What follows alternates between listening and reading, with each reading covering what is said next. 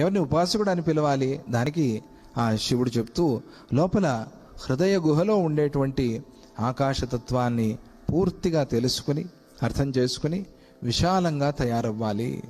విశాలత అనేది హృదయంలో పెరగాలి. బయట జన్మవశాత్ నీకు లభించిన బాధ్యత, కర్మ ఏదైతే ఉందో దాన్ని మానకుండా ఆచరణ చేస్తూ ఉండాలి. లోపల హృదయ గుహలో ఆ పరమాత్మని దర్శనం చేసుకుంటూ ఉండాలి. బయటికి అది చిన్నది పెద్దది అనుకోకుండా నీకు ఏ కర్మ అయితే వచ్చిందో ఆ కర్మని చేసుకోవాలి. ఇక కోరికలనే ఆ మనసు నుండి విముక్తుడై ఉండాలి. అట్లా ఉంటూ ఎల్లవేళలా జ్ఞానంతో నిండి సంపూర్ణంగా ఉండాలి. అటువంటి వాణ్ణే జ్ఞాని అని పిలుస్తారు. ఈ జ్ఞానియే నిజమైన ఆత్మోపాసకుడు.